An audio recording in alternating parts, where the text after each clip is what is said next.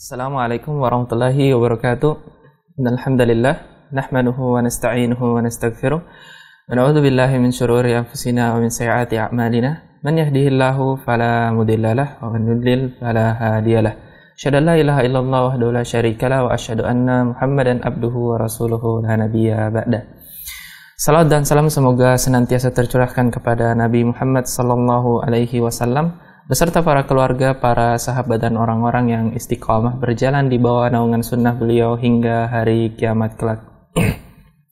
Tapi para pemirsa Ahsan TV, senang sekali kita ketemu lagi dalam kajian Islam ilmiah kita, yaitu dalam pembahasan Hasyiah Kitab Tauhid, buah karya dari Syekh Abdurrahman bin Muhammad bin Qasim Al-Asimi An-Najdi. Dan seperti biasa kita akan bersama dengan Ustadz kita, yaitu guru kita Ustadz Abu Fairuz Ahmad Ridwan LC MA Hafizahullahu Ta'ala.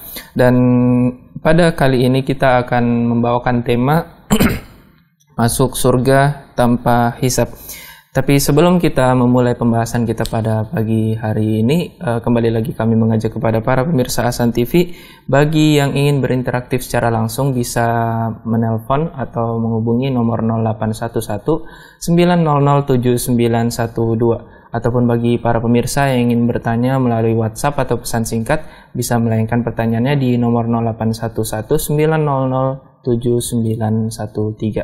Dan kami harapkan pertanyaan Anda bisa disesuaikan dengan pembahasan kita pada pagi hari ini, dan insya Allah pertanyaan Anda juga akan kami bacakan setelah Ustadz menuntaskan pembahasan pada pagi hari ini.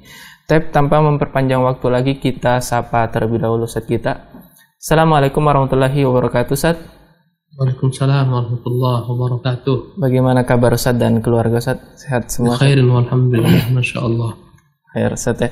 Tapi Ustadz, semoga Allah memudahkan pertemuan kita pada pagi hari ini Ustadz. Kami persilakan Ustadz untuk memulai pembahasan pada pagi hari ini. Falyatafaddal mashkuran. Jazakallah khairan. Bismillahirrahmanirrahim. Alhamdulillahi rabbil alamin, wa bihi nasta'in ala umuri dunya wad din. Wa nusalli wa nusallimu ala abdihi wa rasulih Muhammadin wa ala alihi wa sahbihi ajma'in, amma ba'du. Rabbi syrah li sadri wa yassir li amri wahlul 'uqdatam min lisani yafqahu qawli. Rabbi zidni ilma warzuqni fahma wa amalan mutaqabbala. Allahumma ya hayyu ya qayyum bi rahmatika astaghitsu aslih li sya'ni kullahu wa la takilni ila nafsi tarfata 'ain. Para pemirsa Ahsan TV di rumah dan dimanapun Anda berada, senang sekali pada kesempatan pagi hari ini kembali dapat dipertemukan oleh Allah Jalla fi'ula dalam cucuran nikmatnya, dalam limpahan karunia-Nya yang tak terbilang. Dan semoga apa yang Allah berikan berupa nikmat-nikmat ini benar-benar dapat kita jadikan sebagai sarana, fasilitas untuk dapat memperhambakan diri kepada Allah Jalla wa'ala. Dan kita bermohon kepada Allah Jalla wa'ala dengan nama-nama yang mulia dan sifat-sifat nikmat tinggi, semoga Allah senantiasa membimbing kita untuk tetap dapat istiqamah dalam jalur menimba ilmu dan mengamalkannya serta mendakwahkannya. Pemirsa sekalian, pada kesempatan pagi hari ini kita akan melanjutkan pembahasan berikutnya tentang bab man haqqaqa at-tauhida dakhala al-jannata bighairi hisabin. Bab tentang orang-orang yang memurnikan tauhid, merealisasikan tauhid dengan sebenar-benarnya akan masuk surga tanpa hisab. Ini adalah bab ketiga yang ditulis oleh Syekh Muhammad rahimahullah. Yang pertama dia menjelaskan tentang tauhid, kitab tauhid, apa hakikat daripada tauhid. Ya, kemudian bab yang kedua, pembahasan yang kedua, pada pekan yang lampau kita telah membahas tentang keutamaan tauhid. Ya, bahwasanya tauhid akan dapat menggugurkan dosa-dosa seseorang. Ya, di hari kiamat bahwasanya Allah Jalla wa'ala dengan tauhid yang dalam diri seseorang, jika ada seorang hamba yang harus dibakar dengan dosa-dosanya, tapi dengan tauhidnya Allah Subhanahu wa taala akan mengeluarkan seseorang dari dalam neraka jika dia harus dibakar dalam neraka. Bahkan dalam keterangan hadis-hadis yang lalu Allah Jalla fi'ula berjanji bagi siapa-siapa yang datang membawa dosa walaupun setinggi langit, ya sepenuh bumi, namun jika dia benar-benar memurnikan tauhidnya kepada Allah Subhanahu wa taala, Allah akan datangkan seperti itu pula ampunan baginya. Masya Allah. Maka topik kita pada hari ini adalah tentang orang-orang yang dapat menyempurnakan tauhid. Mereka lah orang-orang yang akan masuk surga tanpa hisab. Ya. Jadi inilah pembahasan kita pada pagi hari ini. Setelah kita menyebutkan tentang apa itu tauhid, ya. Apa keutamaannya? Sekarang buah daripada tauhid jika sempurna akan memasukkan seseorang ke dalam surga tanpa hisab. Ya. Berkata Syekh Abdurrahman rahimahullah tabaraka ta'ala dalam hasyiah kitab at-tauhid, ya. Fa innahu la yahsulu kamalu fadlihi illa bikamali tahqiqih. Sesungguhnya tak akan pernah terwujud keutamaan sempurnanya tauhid kecuali dengan menyempurnakan, ya, tauhid itu sendiri, ya. Wa tahqiqut tauhidi qadrun zaid, dan merealisasikan tauhid dengan sebenar-benarnya adalah merupakan hal yang lebih ala mahiyat tauhid, lebih daripada tuntutan tauhid. Kita dituntut untuk mentauhidkan Allah Subhanahu wa taala, ya. Tetapi adapun tahqiqut tauhid, ya, menyempurnakan tauhid utuh adalah merupakan perkara yang lebih daripada apa yang dituntut oleh Allah Subhanahu wa taala. Ya, jadi kata beliau mentahqiqkan atau merealisasikan tauhid itu dibagi menjadi dua bagian. Ada yang wajib dan ada yang mandub. Kita dituntut oleh Allah Subhanahu wa taala untuk merealisasikan nilai-nilai tauhid. Dan dalam merealisasikan tauhid ini, ya, menyempurnakan tauhid ini dibagi oleh beliau menjadi dua bagian. Ada namanya wajibun, ada yang wajib dituntut oleh Allah Subhanahu wa taala kita mentahqiqkan tauhid, merealisasikan tauhid. Ada yang kedua mandub, perkara yang disunnahkan. Sampai kepada wajib tapi mandub, ya. Dia adalah merupakan qadrun zaid, yang lebih daripada sekedar mengerjakan kewajiban-kewajiban itu dituntut oleh tauhid. Apa itu yang diwajibkan oleh Allah SWT dalam perkara tauhid? Fal wajibu takhlisuhu wa tasfiyatuhu min syawaib syirki. Yang diwajibkan dalam perkara tauhid ini adalah memurnikan tauhid, mensucikan tauhid dari segala macam kotoran-kotoran syirik wal bid'ah wal ma'asi. Ini Allah tuntut, wajib hukumnya. Dalam merealisasikan tauhid kita wajib berupaya untuk, ya, membersihkan tauhid kita daripada segala macam kotoran-kotoran tauhid, dari kesyirikan, dan itu kotoran yang paling dahsyat, menggugurkan segala macam tauhid. Yang kedua adalah daripada segala macam bid'ah dengan menambah-nambah ajaran Nabi SAW atau mengurangi ajaran Nabi SAW. Yang ketiga segala macam bentuk maksiat. Ya, kata beliau, fasyirku yunafihi bil kulliyah. Jika terjadi kesyirikan maka gugurlah semua tauhid seseorang, sia-sia tauhidnya. Ya. Wal bid'ah tunafi kamalal wajib. Apabila dia melakukan berbagai macam perkara-perkara bid'ah, maka ini menafikan kesempurnaan tauhid yang wajib dituntut oleh Allah Subhanahu wa taala. Bid'ah mengurangi kesempurnaan tauhid. Ya, karena dia menambah-nambah ajaran Rasulullah SAW, ajaran Allah Subhanahu wa taala. Ya. Wal ma'asi taqdahu fihi wa tunqisu thawabahu. Adapun maksiat yang diperbuat seseorang ini akan dapat, ya, membuat cacat nilai tauhidnya, mengurangi ganjaran tauhidnya. Fala yakunul abdu muhaqqiqan lit-tauhidi hatta yaslama minasyirki binawaihi. Maka seseorang tak dikatakan dapat menyempurnakan tauhidnya kecuali dia dapat benar-benar, ya, membersihkan dirinya daripada segala macam bentuk syirik yang dua. Ya, syirik akbar dan syirik asghar. Kemudian wa yaslam minal bid'ah wal ma'asi. Juga dia harus benar-benar berusaha menjauhkan dirinya, menyelamatkan dirinya daripada segala macam bid'ah dan kemaksiatan. Maka inilah tauhid yang wajib kita penuhi. Menjauhkan segala macam kesyirikan, menjauhkan segala macam bid'ah, menjauhkan segala macam bentuk maksiat yang mengurangi tauhid kita.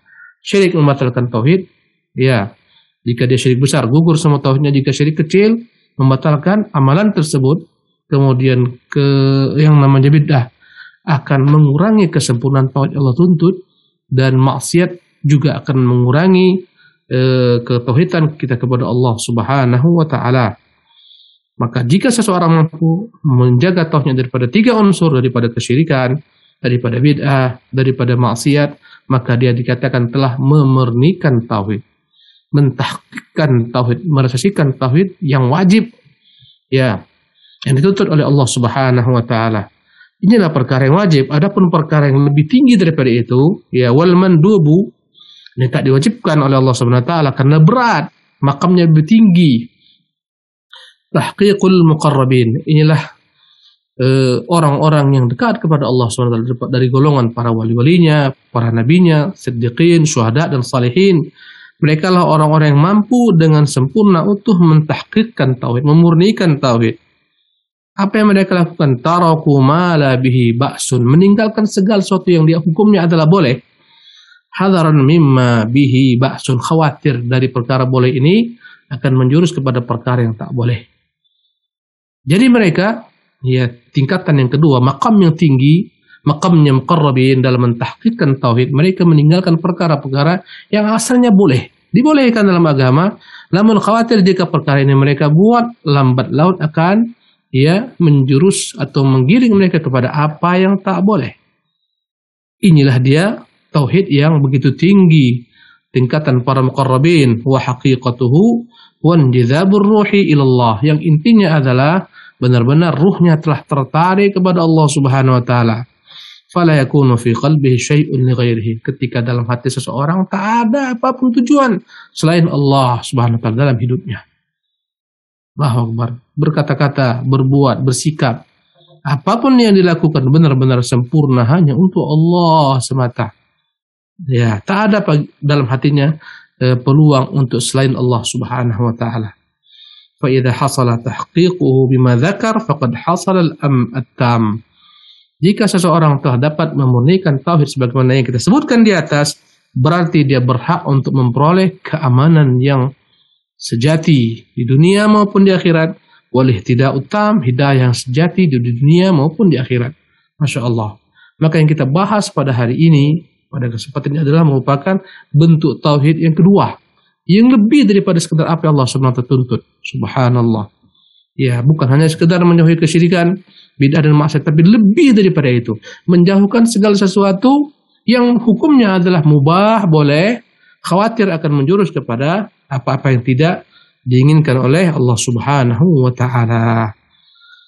Pemirsa yang dimuliakan oleh Allah Subhanahu wa taala, Syekh Muhammad bin Abdul Wahhab rahimahullah menjelaskan dalam ini, wa qaulillahi ta'ala, firman Allah Subhanahu wa taala, inna Ibrahim kana ummatan qanitan lillahi hanifa wa lam yaku minal musyrikin. Kata Syekh Muhammad bin Abdul Wahhab, Allah telah berfirman, inna Ibrahim kana ummatan qanitan lillah. Sesungguhnya Ibrahim adalah merupakan satu umat yang tunduk kepada Allah, yang lurus. Walam yaku minal musyrikin, dan dia bukan dari golongan orang-orang yang menyekutukan Allah Subhanahu wa taala. Ketika kita akan membahas tentang kesempurnaan tauhid, ya, maka kita akan mengacu kepada sosok-sosok yang telah termuat dalam Al-Quran. Contoh suri tauladan, inilah contohnya orang yang telah menyempurnakan tauhid. Yang mana orang yang mencapai kesempurnaan tauhid semacam ini berhak masuk surga tanpa hisab, tanpa azab, yang nanti kita akan sebutkan hadisnya. Subhanallah. Maka dalam ayat yang mulia ini Allah Jalla wa memuji khalilnya, kekasihnya Ibrahim alaihissalam dengan berbagai macam pujian-pujian, sifat-sifat. Kata Allah, kana ummatan. Ibrahim adalah merupakan satu umat. Ya, imaman alal hanafiyah, dialah merupakan pemimpin, ya, bagi orang-orang yang beragama lurus.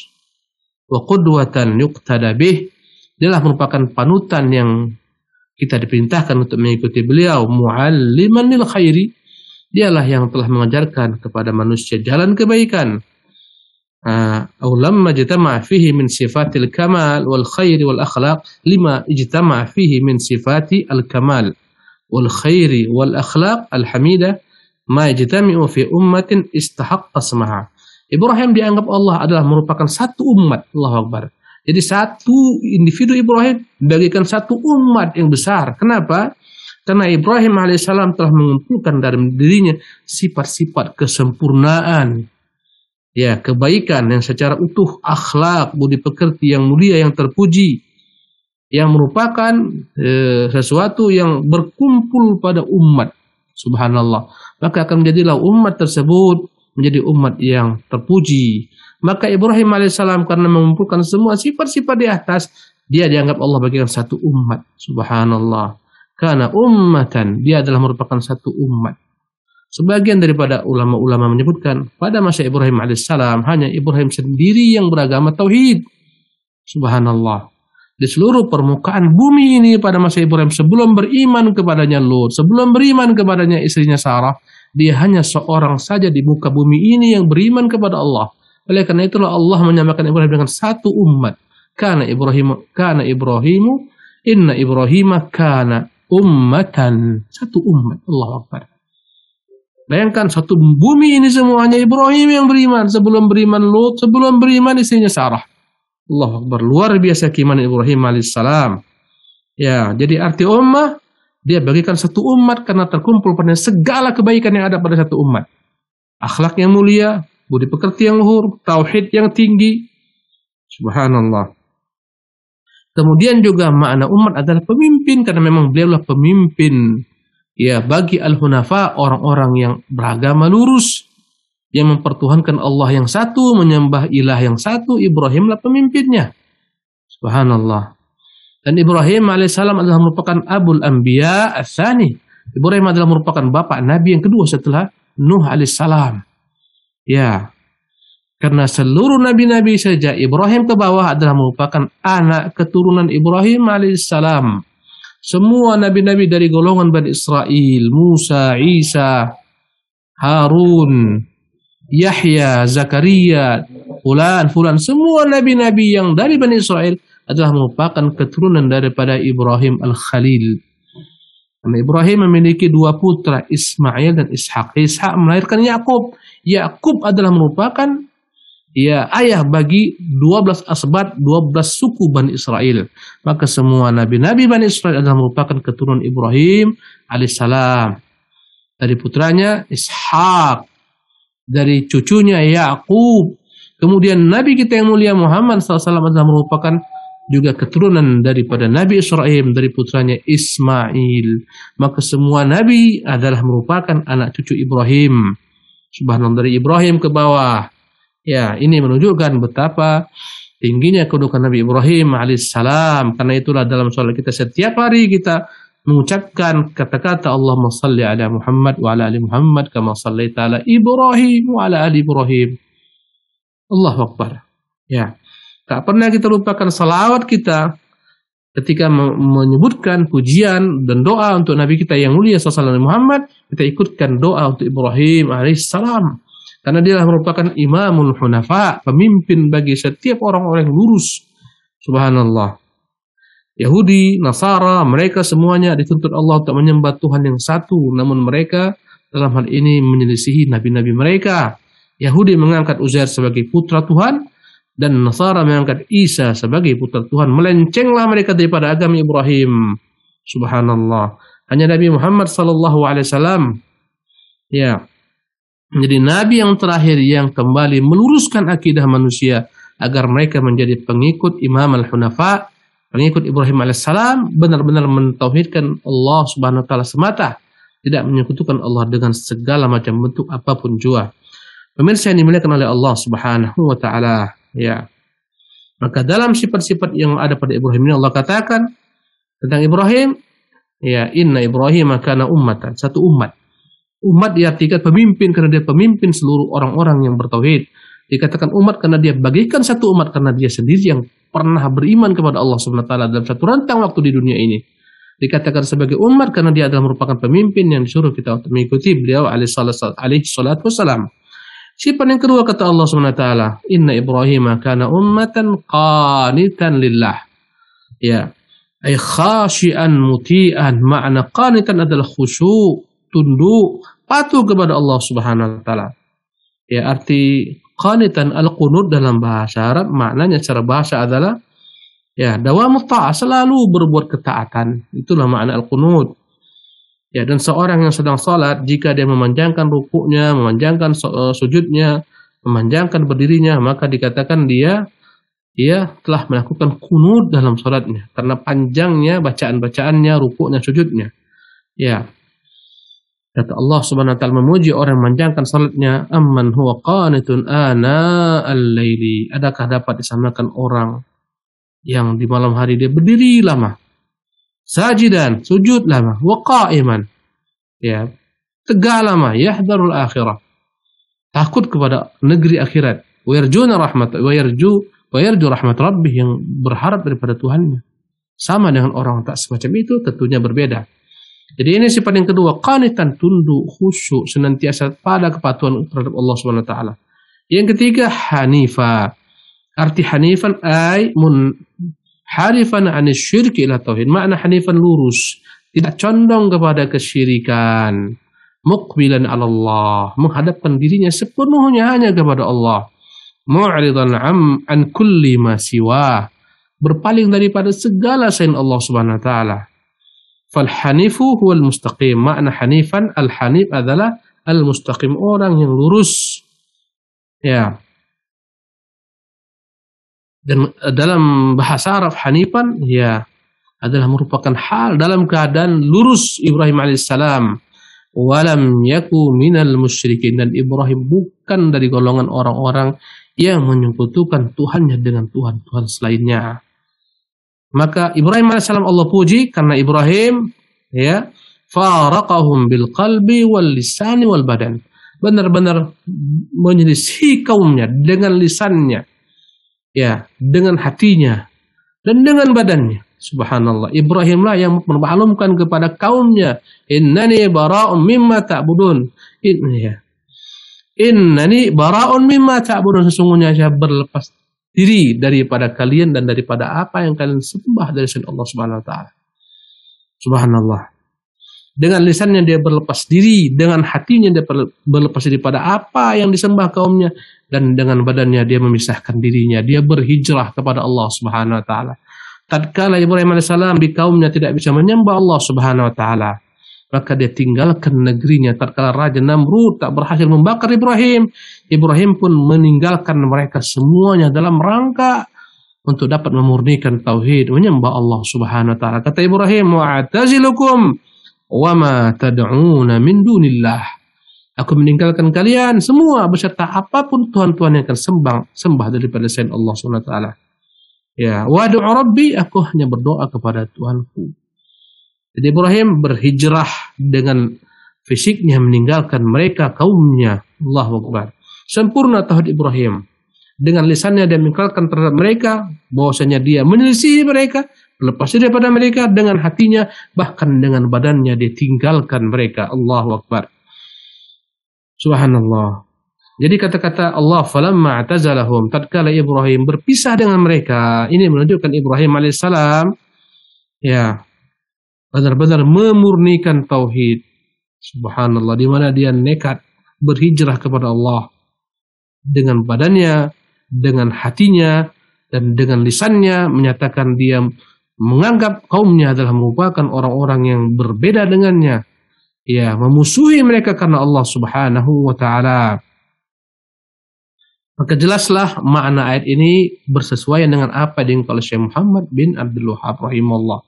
Bahwasanya jika engkau ingin sempurna tauhidmu, ikutilah Ibrahim yang benar-benar mengingkarkan tauhid dengan lisannya, diiringi dengan hatinya, dan dia berlepas diri daripada segala macam kesyirikan dan kaum musyrikin dengan jasadnya. Subhanallah.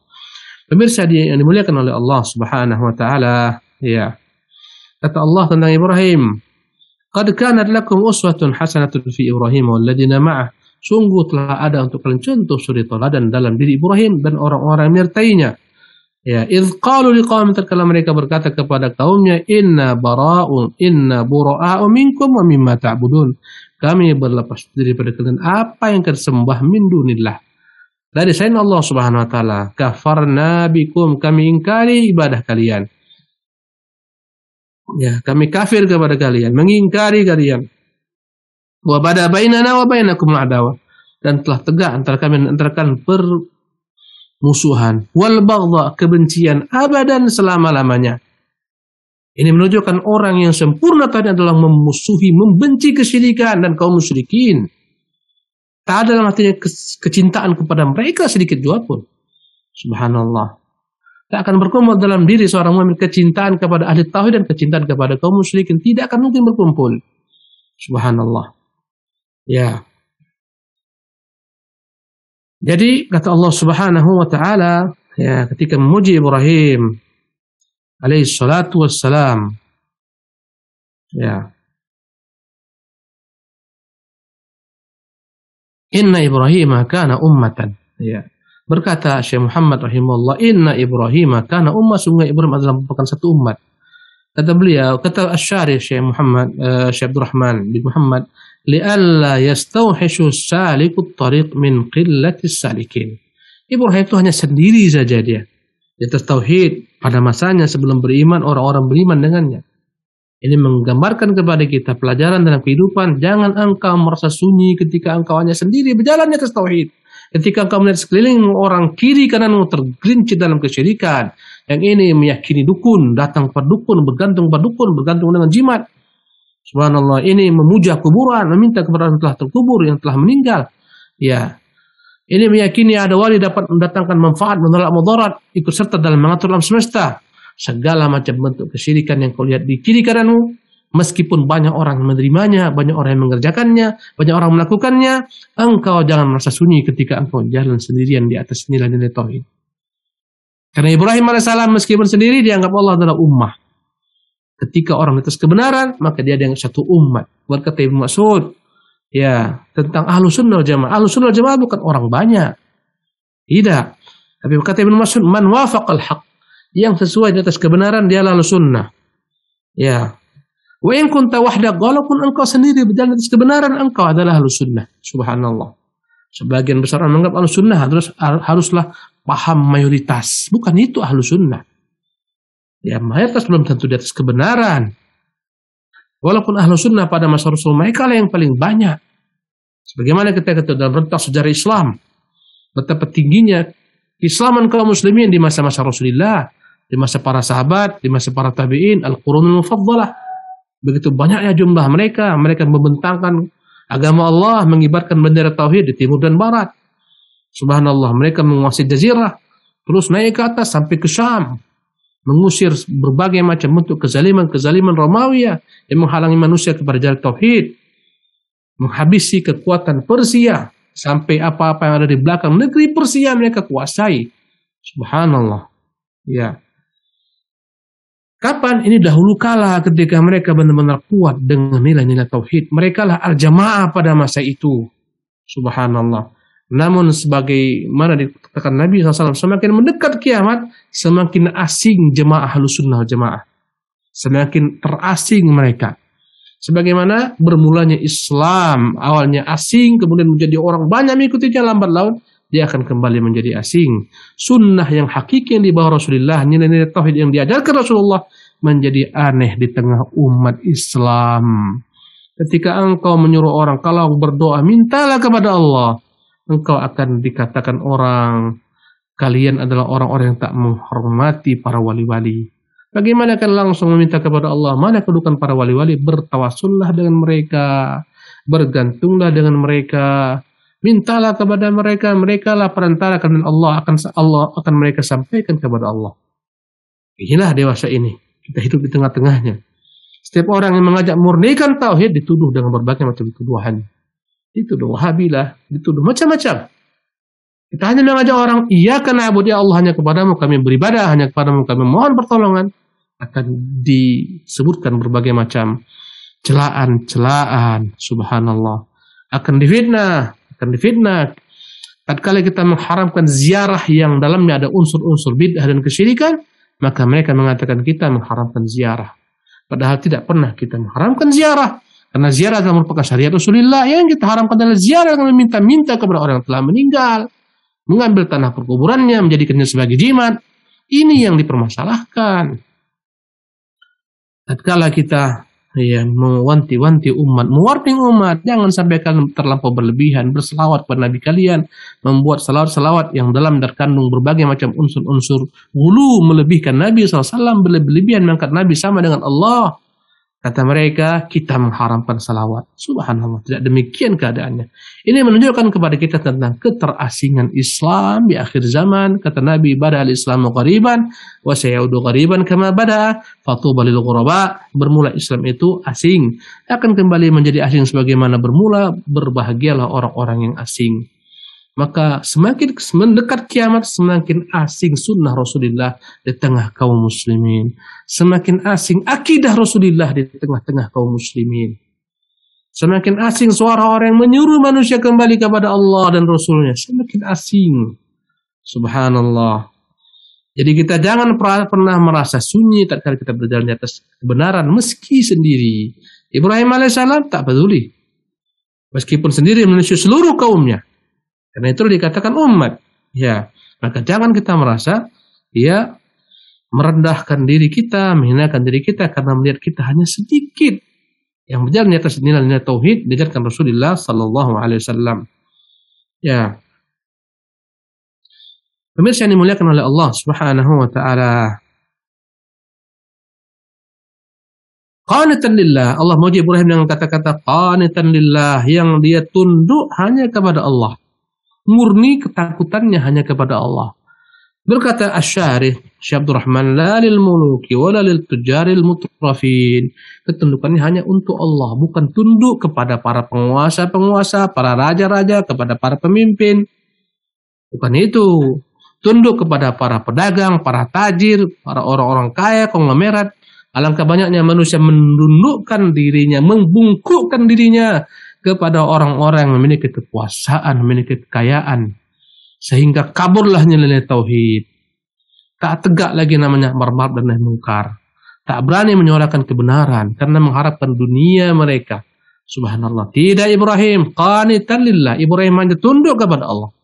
Demikian juga pengikut Ibrahim sampai hari kiamat. Mereka benar-benar akan mengikuti Ibrahim, qanitan lillah, tunduk kita hanya kepada Allah.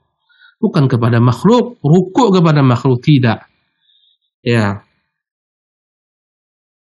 Kata beliau, hanifan.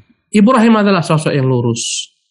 La yamilu yaminan wala shimalan ka fi'li al-ulamin maftunin. Dia lurus, istiqamah, tak bergeming, tak membelok ke kemari, tak membelok kemari.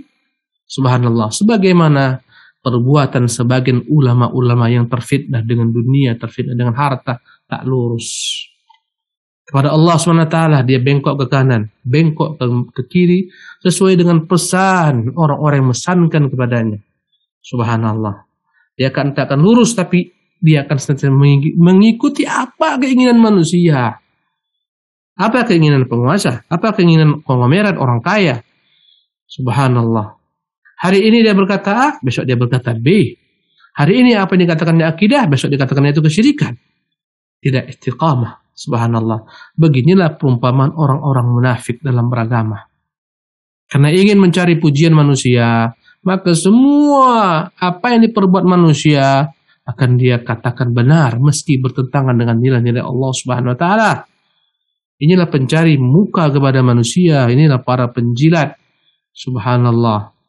Dia tak akan pernah kau dapat istiqamah dalam satu jalan. Subhanallah.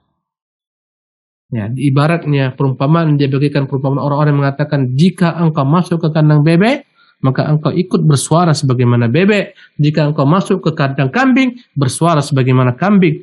Itu adalah ciri-ciri kaum munafikin.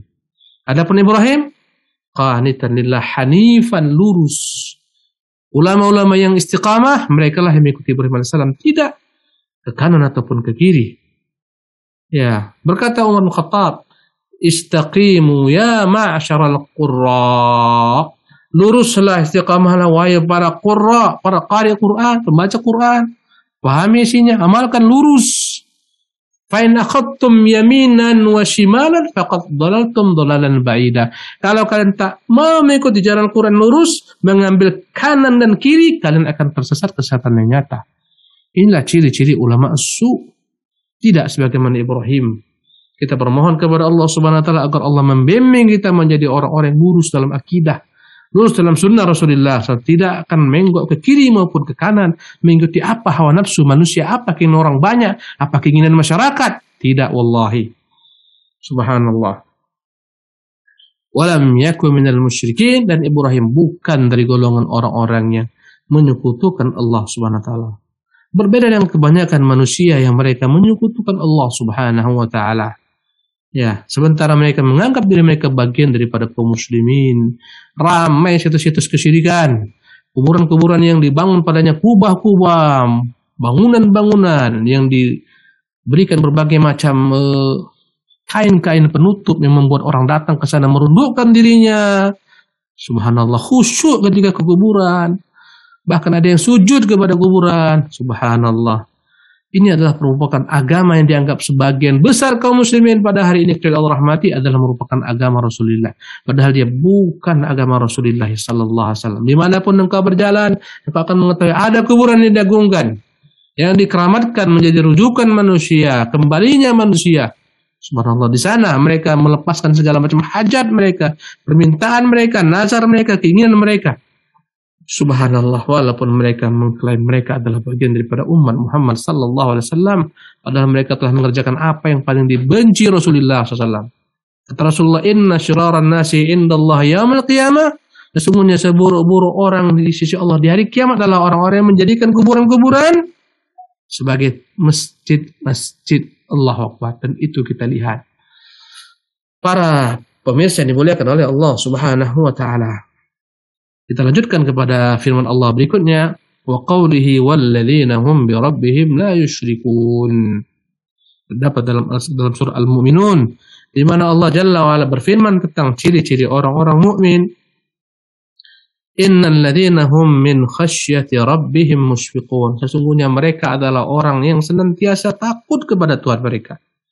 Ciri-ciri orang-orang yang akan masuk surga tanpa hisab adalah orang yang takutnya sepenuhnya hanya kepada Allah Tuhan mereka. Innal ladzina hum min khasyati rabbihim musyfiqun. Sesungguhnya mereka lah orang senantiasa takut kepada Tuhan mereka. Bergetar hati mereka ketika mengingat Tuhan mereka. Walladzina hum bi ayati rabbihim yu'minun. Mereka lah orang-orang yang senantiasa beriman dengan ayat-ayat Tuhan mereka, baik ayat kauniyah, alam terbentang, langit, bumi, gunung, lautan. Mereka imani ini semua ciptaan Allah, menunjukkan kebesarannya, yang harus sujud dan menyembah kepadanya semata. Maupun ayat syariah berupa kitabnya, sunnah nabinya. Mereka lah orang-orang beriman dengan segala macam ayat-ayat Allah, baik ayat kauniyah maupun ayat syariah. Thumma tubi ala a'malihim as-salih bitabil ikhlas. Kemudian ayat berikutnya ditutuplah, disempurnakanlah mereka ini. Setelah mereka hanya takut kepada Tuhan mereka, hanya beriman kepada Tuhan mereka, walladzina hum bi rabbihim la yusyrikun, dengan keikhlasan yang sepenuhnya utuh, mereka lah orang-orang yang tidak pernah sedikit jua pun menyekutukan Tuhan-Tuhan mereka. Subhanallah. Bahkan mereka adalah orang senantiasa mengesahkan Allah. Mereka mengetahui Allah lah Tuhan yang satu, tempat bergantung seluruh makhluk. Maka orang-orang semacam ini yang memurnikan tiga hal ini benar-benar sempurna takutnya kepada Allah semata, beriman hanya kepada Allah semata, tak pernah menyekutukan dengan apapun juga. Maka mereka telah mencapai tingkat tertinggi daripada tauhid yang akan memasukkan mereka ke dalam surga tanpa hisab. Di hari kiamat para jemaah sekalian, akan ada yang namanya hisab. Setiap orang akan diperhitungkan semua yang dilakukannya di dunia, akan ditimbang, akan dinilai. Subhanallah. Dan disebutkan dalam banyak ayat tentang perkara timbangan ini. Namun ada sebagian orang yang mereka tak perlu dihisab, tak perlu ditimbang, langsung masuk ke dalam surga Allah Subhanahu wa taala. Mereka lah orang-orang yang telah menyempurnakan tauhid yang wajib, nambah daripada tauhid yang wajib kepada tauhid yang mandub yang tadi kita bahas. Yang hati mereka senantiasa terpaut kepada Allah. Tak ada keinginan selain daripada keinginan untuk mencari keridhaan Allah Subhanahu wa taala. Wa man la falah, maka barang siapa yang tak seperti ini tauhidnya, ketakutannya kepada makhluk terkadang bercampur dengan ketakutan kepada Allah, bahkan lebih takut kepada makhluk daripada kepada Allah Subhanahu wa taala. Kadang-kadang imannya tergoyahkan dengan berbagai macam perkara-perkara, kadang-kadang juga ketauhidannya tercemar dengan sebagian kesyirikan, maka orang semacam ini tidak akan mungkin masuk surga tanpa hisab. Bahkan mungkin terhalang masuk surga Allah Subhanahu wa taala. Ya, li'anna al-a'mala min haitsu hiya la tasihhul akbar, karena segala macam bentuk amalan yang diperbuat jika diiringi dengan syirik besar, batallah semua amalan. Fa in salima minal akbar fa innal a'mala la tazku wa la tanmu illa bis salamah minal asghar. Jika selamat daripada semua unsur kesyirikan besar, tak akan dapat amal ini juga dikatakan sempurna, bertambah-tambah, kecuali dia harus menyelamatkan dirinya pula dari syirik-syirik kecil. Subhanallah. Pemirsa yang dimuliakan oleh Allah Subhanahu wa taala, kita akan berpindah kepada hadis yang bicara tentang adanya orang-orang masuk surga tanpa hisab. Subhanallah. An Husain bin Abdurrahman. Dari Husain bin Abdurrahman, salah seorang tabi'in rahimahullah rahmatan wasi'atan. Ya, dan dia adalah merupakan kibaru ashabil hadis. Senior daripada para ashabul hadis yang dihukumi thiqah riwayatnya. Dia mengambil riwayat daripada sebagian sahabat sebagaimana Jabir, Umar, Sa'id bin Jubair, dari golongan tabi'in dan lain-lainnya. Dan dia memberikan riwayat hadis kepada Syu'bah, Thawri dan lain-lainnya, dan dia meninggal pada tahun 93 Hijriah. Pada tahun 136 Hijriah ketika berusia 93 tahun. Jadi dari Husain bin Abdurrahman, qala, berkata Husain bin Abdurrahman, kuntu inda Sa'id bin Jubair. Suatu saat aku ada bersama Sa'id bin Jubair. Sa'id bin Jubair ini Ibnu Hisham Al-Walibi Al-Asadi maulahum, ya, Abu Muhammad Al-Imam Al-Faqih. Dan dia adalah merupakan murid yang paling senior daripada murid Ibnu Abbas. Sa'id bin Jubair gurunya Ibnu Abbas. Subhanallah. Ya. Dan dia banyak mengambil daripada Ibnu Abbas, daripada Ibnu Zubair dan lain-lainnya. Ya, dan dia memberikan riwayat kepada putranya Abdul Malik bin Abdullah, Abu Ishaq Ya'la dan lain-lainnya. Dan Sa'id bin Jubair ini adalah tokoh tabi'in yang terbunuh dalam keadaan terzalimi. Dibunuh oleh Al-Hajjaj bin Yusuf Al-Thaqafi pada tahun 95 Hijriah. Subhanallah. Dia termasuk orang yang terzalimi, dibunuh dengan kezaliman oleh Al-Hajjaj bin Yusuf. Tak lama setelah Al-Hajjaj bin Yusuf membunuh Sa'id bin Jubair ini, dia tak pernah lagi dapat memejamkan matanya dengan nikmat. Tak mampu dia tidur, gelisah sampai akhirnya Hajjaj mati. Dan ketika Hajjaj bin Yusuf mati, sebagian orang bermimpi melihat Hajjaj. Dan ada yang bertanya, Hajjaj, apa yang Allah buat kepadamu? Maka Hajjaj mengatakan, setiap kali aku membunuh, Allah mengazabku seperti aku membunuh orang di dunia ini dahulu kala. Kecuali Sa'id bin Jubair. Aku membunuhnya, maka Allah timpakan kepadaku azab 70 kali lebih dahsyat daripada aku membunuh orang-orang selainnya. Subhanallah. Jadi Sa'id bin Jubair ini adalah pemimpin tabi'in. Jadi kata Husain bin Abdurrahman, aku berada di majlisnya Sa'id bin Jubair rahimahullah. Faqala, maka berkatalah Sa'id bin Jubair, ayyukum ra'al kawkab alladhi inqadda al-bariha. Siapakah di antara kalian yang tadi malam melihat ada bintang yang jatuh? Ya. Dia bertanya kepada murid-muridnya, tadi malam ada nggak yang melihat bintang jatuh? Maksudnya adalah yang sebagaimana yang kita ketahui, ya. Batu-batu yang Allah Subhanahu wa taala hujani dengannya syaitan. Ya, tadi batu-batu meteor. Adakah tadi malam di antara kalian yang melihat bintang jatuh? Faqultu, berkata Husain bin Abdurrahman, aku pun mengatakan, ana. Saya tadi malam melihat ada bintang yang jatuh. Tsumma qultu, kemudian kata Husain bin Abdurrahman, aku kembali mengatakan, ama inni lam akun fi salatin. Tadi malam aku melihat bintang jatuh bukan karena aku sedang salat. Allahu Akbar. Beginilah para salafus saleh, yang mereka tidak ingin dipuji manusia dengan satu amalan yang mereka tidak lakukan. Orang-orang khawatir dia tadi malam bangun, mengerjakan salat malam, akhirnya dia melihat bintang jatuh. Untuk menghapuskan hal tersebut, dia mengatakan, tadi malam aku terbangun, terjaga melihat bintang jatuh, bukan gara-gara aku salat malam. Walakinni ludightu, tetapi malam tadi aku tak bisa menjamkan mataku karena aku digigit binatang berbisa. Digigit binatang berbisa, kalajengking dan semacamnya. Qala, maka berkata Sa'id bin Jubair kepada Husain bin Abdurrahman, fama sana'ta, jadi apa yang kau lakukan? Dia mengatakan dia disengat tadi malam, sehingga dia melihat bintang jatuh karena tak bisa tidur. Apa yang kau lakukan? Qultu irtaqaitu. Berkata Husain bin Abdurrahman, aku ketika itu, ya, irtaqaitu, dalam riwayat yang lebih benarnya istarqaitu. Aku mencari orang yang mampu meruqyahku, menjampiku. Qala fama hamalaka ala dhalik. Berkata Sa'id bin Jubair, mengapa engkau melakukan hal demikian? Apa alasanmu, apa ilmumu, apa hujahmu? Ya, subhanallah. Begitulah salafus salih. Mereka senantiasa bertanya dengan adab. Engkau melakukan hal ini, apa alasanmu? Apa hujahmu? Ya.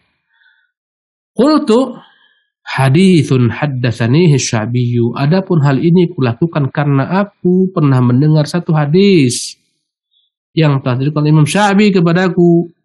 Ya, Imam Sya'bi Amir bin Syarhil, pentolan ulama-ulama ahlu hadis. Ya, yang dia tak pernah sekalipun menulis karena dia menghafal semua hadis Nabi sallallahu alaihi wasallam. Tidak ada seorang pun yang membacakan pada satu kali hadis kecuali dia langsung menghafalkannya. Subhanallah. Ya, meninggal pada tahun 103 Hijriah. Jadi kata Husain bin Abdurrahman, aku melakukan apa yang kulakukan di atas. Aku mencari orang meruqyah karena aku mendengar satu hadis dari Imam Sya'bi rahimahullah qala. Bertanyalah Sa'id bin Jubair, wa ma haddatsakum, apa yang telah diberitakan oleh Sya'bi kepada kalian berupa hadis? Qultu, berkata Husain bin Abdurrahman, aku menjawab, haddatsana an Buraidah bin Husayb. Sesungguhnya Sya'bi memberitahukan kepada kami riwayat daripada Buraidah bin Husayb bin Abdullah bin Haris al-Aslami, sahabat Nabi yang wafat pada tahun 62 Hijriah. Annahu qala, dia pernah berkata, la ruqyata illa min 'ainin aw humatin. Ya, kata Sya'bi rahimahullah, dia dapat riwayat daripada Buraidah bin Husayb. Buraidah bin Husayb mengatakan, la ruqyata, tidak ada ruqyah yang lebih baik illa min ainin aw humatin, kecuali disebabkan karena ain, penyakit ain. Penyakit ain adalah penyakit yang dimunculkan daripada jiwa yang buruk, hasad, dengki, iri. Kemudian dari jiwa yang buruk tersebut menjalar kepada mata, sehingga mata yang memandang apa yang terlihat oleh seseorang memiliki ain ini dengan mata hasad, dengan mata iri, dengan mata kebencian, dengan mata dengki, maka yang terlihat ini akan menjadi rusak, akan menjadi sakit, bahkan akan menjadi binasa. Inilah namanya ain. Kata Nabi, innal aina haqqun. Penyakit ain itu memang benar ada. Oleh karena itulah para jemaah sekalian, ain ini akan muncul ketika orang merasa iri dengan seseorang, dengki kepadanya. Ya, maka tak usahlah kita banyak-banyak menyebutkan, memajang foto-foto dalam status-status Facebook kita karena berbahaya. Khawatir nanti ada yang iri, ada yang dengki, dan dia punya penyakit ain, akhirnya kita pun terkena. Janganlah kita pasang foto-foto anak-anak kita dalam status-status Facebook kita, ya, membanggakan kegagahannya, kemolekannya, ketampanannya, kecantikannya. Khawatir nanti ada orang yang iri, ada orang yang dengki, dari jiwanya buruk, menjalarlah kepada pandangan matanya, dari pandangan matanya akhirnya dengan takdir Allah Subhanahu wa taala binasalah anak-anak kita. Subhanallah.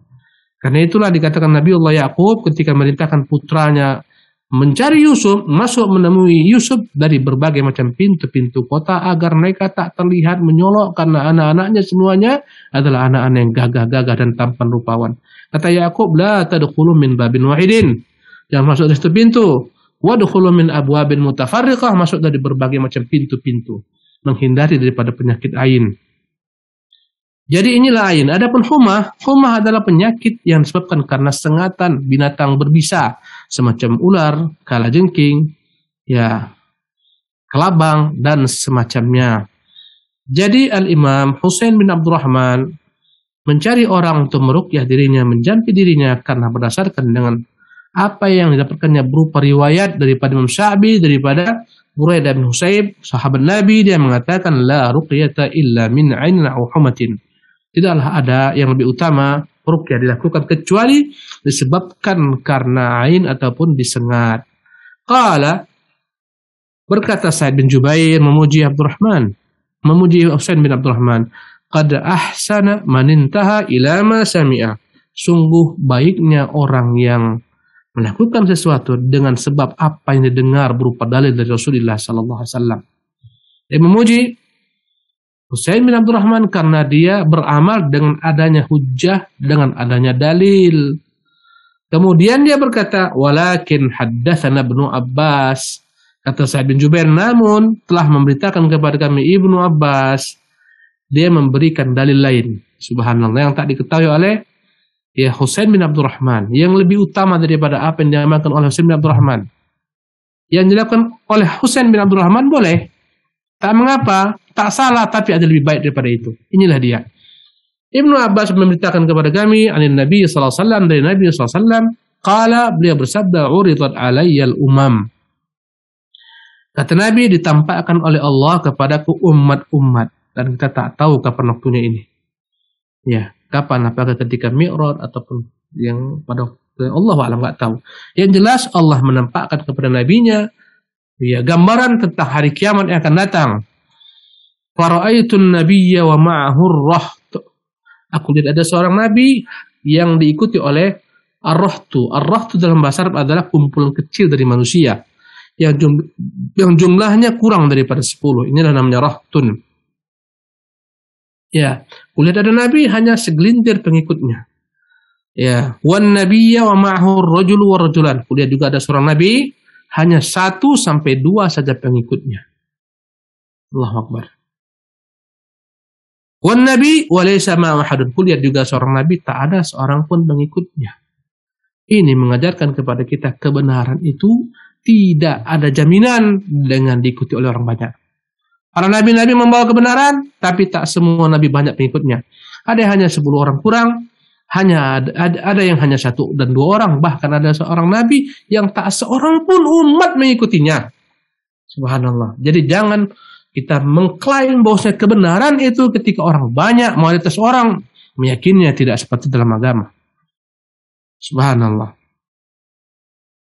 Idh rufi'a li sawadun 'azimun, tiba-tiba ditunjukkanlah kepadaku orang begitu banyak.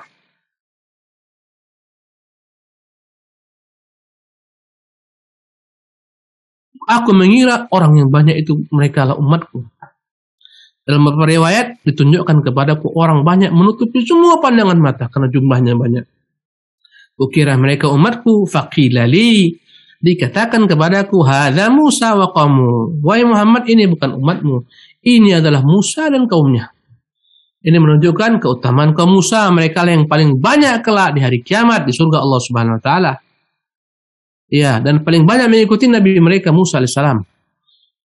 Fa nadartu fa idza sawadun azim. Aku lihat ke tempat lain, ternyata di sana ada orang yang begitu banyak sekali. Faqila ha ummatuka, dikatakan kepada aku, hai Muhammad, inilah umatmu. Ini menunjukkan keutamaan umat Muhammad. Mereka lebih banyak daripada umat Musa alaihissalam. Di hari kiamat berbahagialah kita menjadi umat Muhammad sallallahu alaihi wasallam. Kemudian wa ma'ahum sab'una alfan yadkhuluna al-jannata bighairi hisabin wala adab. Bersama umatmu ini Muhammad yang begitu banyak kau lihat, ada 70.000 orang yang masuk surga tanpa hisab, tanpa diadab. Allahu Akbar. Begitu banyak umat Muhammad, tapi tak semua masuk surga tanpa hisab. Hanya 70.000 orang yang masuk surga tanpa hisab. Walaupun dalam sebagian riwayat dikatakan riwayatnya sahih, tapi meminta kepada Allah tambahan, maka Allah tambahkan setiap satu orang ini membawa 70.000 lainnya. Subhanallah. Ya. Imam Ahmad dan Baihaqi meriwayatkan dan lainnya, fastazadtu rabbi fazadani. Aku memohon agar ditambah bilangan 70.000 tersebut, maka Allah pun menambahku ma'a kulli alfin sab'ina alf. Subhanallah. Dari setiap 1.000 orang akan membawa 70.000 orang. Al-hafidhu wa sanadu jayyid, dan syaratnya kata Hafidz Ibnu Hajar baik. Ya, wali muslimin ma'a kulli wahidin minhum sab'una alfan. Dalam riwayat Muslim, ya, dengan setiap satu dapat 70.000 ini akan membawa 70.000 orang pula. Allahu Akbar. Pemirsa yang dimuliakan oleh Allah Subhanahu wa taala, yang kita ingin garis bawah di sini adalah akan masuknya 70.000 orang masuk surga tanpa hisab, tanpa azab. Dengan tambahan-tambahan riwayat, dan setiap orang dari 70.000 ini akan membawa 70.000 orang pula. Subhanallah. Thumma nahadha fadakhala manzilahu. Kemudian Nabi pun bangun dari duduknya dan masuk ke rumahnya sallallahu alaihi wasallam. Fakhadhan nasu fi ulaik. Maka orang-orang pun berdiskusi tentang siapakah gerangan 70.000 orang ini. Ini menunjukkan bolehnya kita berdiskusi dalam perkara-perkara agama, bertukar pikiran, berdialog, berhujjah, berdebat dalam perkara-perkara yang sedang kita pelajari, berijtihad walaupun belum sampai kepadanya ilmu, boleh kita berijtihad. Ya. Faqala ba'duhum, berkata sebagian mereka, ya, fala'allahumul ladzina sahibu Rasulullah sallallahu alaihi wasallam. Mungkin 70.000 orang ini mereka lah orang-orang yang bersahabat dengan Nabi. Ya, dan ini menunjukkan keutamaan sahabat. Bahkan tak akan pernah ada orang datang setelah mereka dapat menyaingi keutamaan mereka. Wa qala ba'dhuhum fala'allahumul ladzina wulidu fil Islam. Sebagian mereka mengatakan boleh jadi 70.000 orang ini adalah orang-orang yang mereka terlahir di atas Islam. Nenek moyangnya semuanya Islam dan dia lahir dalam keadaan Islam. Tak pernah lahir daripada orang-orang yang tidak Islam. Atau dia masuk Islam berikutnya. Falam yusyriku billahi syai'an. Mereka yang terlahir dalam Islam dan menjaga fitrahnya tidak pernah menyekutukan Allah dengan apapun juga. Wa dzakaru asya'a. Mereka pun menyebutkan banyak jawaban-jawaban yang mereka perkirakan antara sama mereka. Fa kharaja alaihim Rasulullah sallallahu alaihi wasallam. Maka Rasulullah pun keluar menemui mereka. Fa akhbaruhu. Maka mereka pun memberitahu kepada Rasulullah tentang diskusi mereka, tentang perkataan dan pendapat-pendapat mereka tentang 70.000 orang tersebut. Ada yang mengatakan begini, ada yang mengatakan begitu. Faqala, maka Nabi SAW menjawab mereka semuanya. Humul ladzina la yastarqun. Yang masuk surga tanpa hisab mereka lah orang yang tidak pernah meminta diruqyah. Wala yaktawun, mereka yang tidak pernah meminta untuk diterapkan pengobatan dengan al-kai. Pengobatan dengan al-kai adalah pengobatan dengan besi yang dipanaskan diletakkan pada tempat yang sakit. Wala yatatayyarun, mereka lah yang tidak pernah meyakini tiyarah, burung mendatangkan keberuntungan atau mendatangkan kecelakaan. Wa ala rabbihim yatawakkalun, mereka lah orang yang pasrah bertawakal hanya kepada Tuhan mereka. Maka Nabi menyebutkan di sini tentang ciri-ciri orang yang masuk surga tanpa hisab adalah orang yang sempurna tawakalnya. Kesempurnaan tawakal menunjukkan kesempurnaan tauhidnya. Subhanallah. Dalam hadis ini menyebutkan ciri-ciri mereka adalah orang-orang yang tidak pernah meminta ruqyah. Ini yang ingin kita garis bawahi.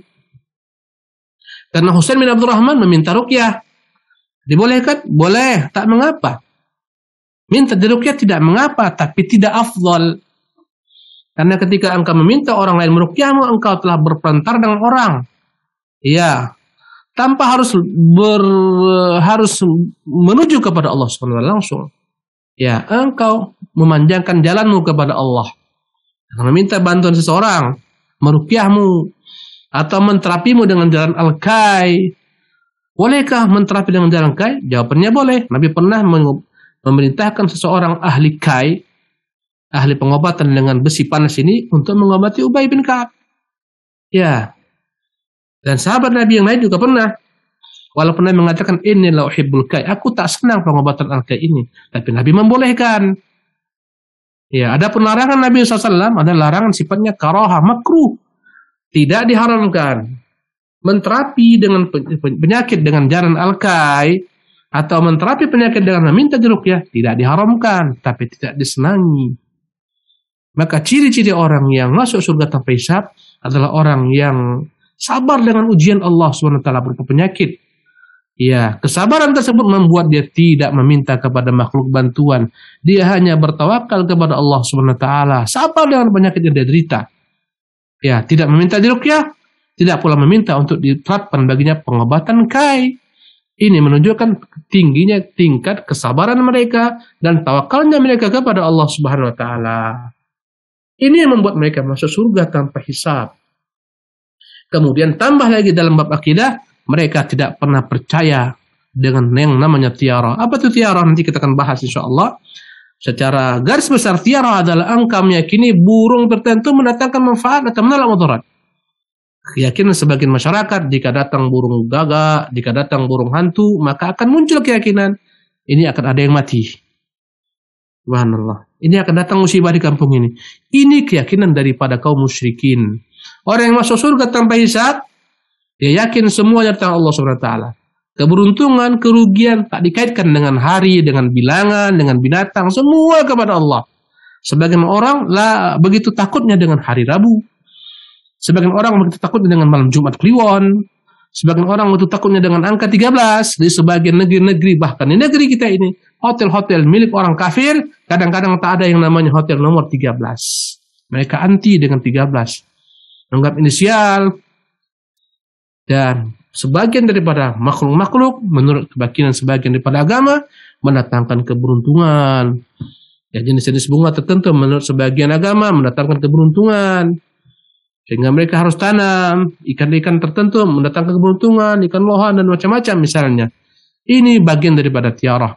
Orang yang masuk surga tanpa hisab, akidahnya murni, hanya bergantung kepada Allah Subhanahu wa taala. Tawakalnya hanya pasrah, diperuntukkan untuk Allah Subhanahu wa taala. Faqama Uqasyah bin Mihsan, ketika Rasulullah mengatakan akan masuk 70.000 orang surga tanpa hisab, berdirilah seorang sahabat yang bernama Uqasyah bin Mihsan. Ya. Dan beliau adalah sahabat Nabi yang termasuk dalam golongan al-muhajirin al-awwalin, ikut pada perang Badar, dan beliau terbunuh dalam keadaan syahid pada peperangan menumpas kaum murtadin di masa Abu Bakar Siddiq radhiyallahu tabaraka taala anhu. Berdirilah Uqasyah bin Mihsan, faqala, dia berkata, ya Rasulullah, ud'ullaha an yaj'alani minhum. Ya Rasulullah, mintalah kepada Allah agar Allah menjadikan aku dari golongan 70.000 orang tersebut. Qala anta minhum, kata Nabi, engkau dari golongan mereka. Ini menunjukkan keutamaan Uqasyah. Ya, dan lihatlah, walaupun Uqasyah dijamin Nabi masuk surga tanpa hisab, dia tak pernah berpangku tangan berleha. Setelah dia mendengar Rasulullah mengatakan dia masuk surga tanpa hisab, terus bekerja, beramal, berjihad sehingga terbunuh dalam keadaan syahid Allah Subhanahu wa taala. Ya. Mereka meyakini semuanya akan diperoleh dengan kerja keras, dengan upaya, dengan sungguh-sungguh, dengan jihad, dengan amal, bukan dengan berpangku tangan. Kemudian thumma qala rajulun akhar, ada lagi laki-laki lain pun berdiri berkata, ud'ullaha an yaj'alni, ya Rasulullah, mintakan pula untuk saya agar Allah menjadikan saya dari golongan 70.000 itu. Kata Nabi, memotong jalur ini, sabaqaka biha Uqasyah, engkau telah didahului oleh Uqasyah.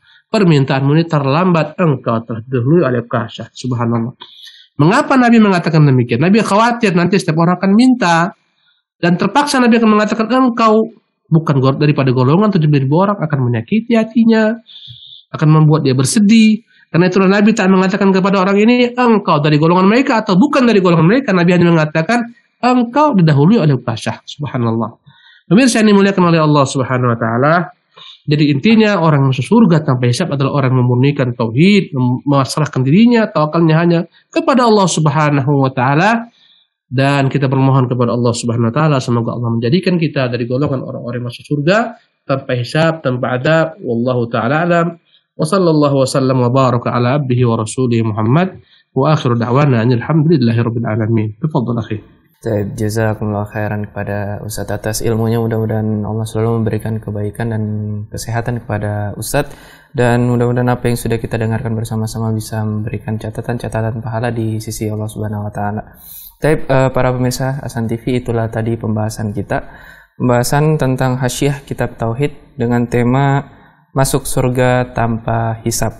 Dan alhamdulillah para pemirsa Hasan TV, kembali lagi kami mengajak kepada para pemirsa, bagi yang ingin berinteraksi secara langsung bisa melalui nomor 0811 900 7912, ataupun bagi para pemirsa yang ingin bertanya melalui WhatsApp atau pesan singkat bisa melayangkan pertanyaannya di nomor 0811 900 7913. Sambil kita menunggu pertanyaan yang masuk, Ustaz, pertanyaan dari penelpon yang masuk kita bacakan terlebih dahulu pertanyaan yang sudah masuk melalui pesan singkat, Ustaz.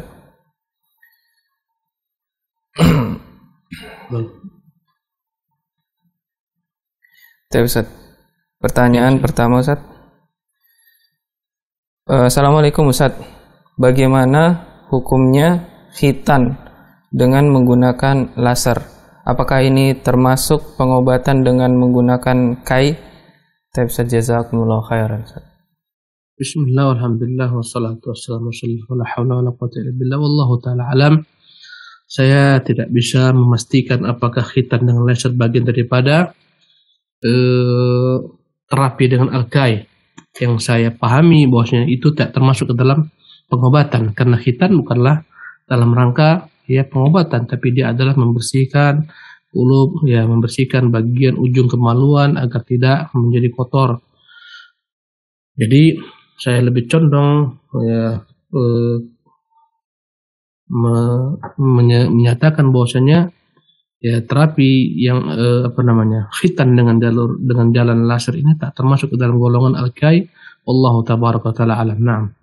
Jazakumullah khairan pada Ustaz. Mudah-mudahan bisa dipahami bagi pemirsa yang bertanya. Lanjut Ustaz, kita pertanyaan kedua Ustaz. Assalamualaikum warahmatullahi wabarakatuh Ustaz. Semoga Allah selalu menjaga Ustaz dan keluarga. Pertanyaannya Ustaz, kenapa kita harus belajar tauhid Ustaz dari hamba Allah di Bekasi Ustaz? Bismillah, alhamdulillah, mengapa kita harus belajar tauhid? Karena dengan tauhid sematalah kita akan tahu apa tujuan hidup. Kita ini siapa, kita akan kembali kepada siapa, bagaimana kita hidup di dunia ini, untuk apa kita hidup. Betapa penting kita mempelajari tauhid. Karena dialah merupakan ilmu yang akan membahagiakan kita di dunia maupun di akhirat. Ilmu yang akan menghindarkan kita daripada segala macam sebab kebinasaan di dunia maupun di akhirat. Karena itulah begitu penting mempelajarinya.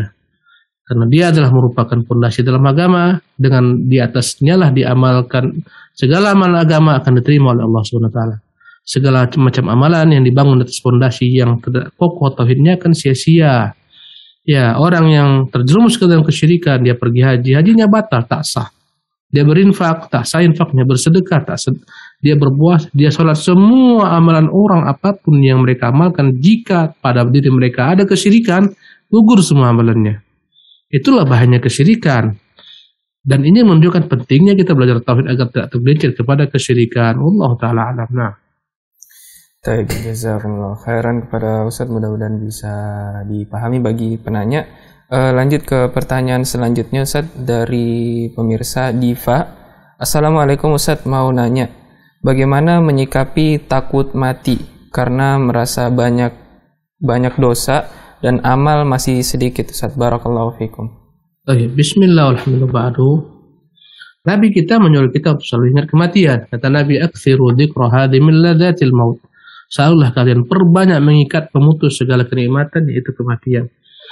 Tapi bukanlah hal ini membuat seseorang bersedih, akhirnya menjadi galau, akhirnya menjadi frustasi, akhirnya menjadi murung, berdiam diri, ketakutan tak menentu. Ini bisikan-bisikan syaitan.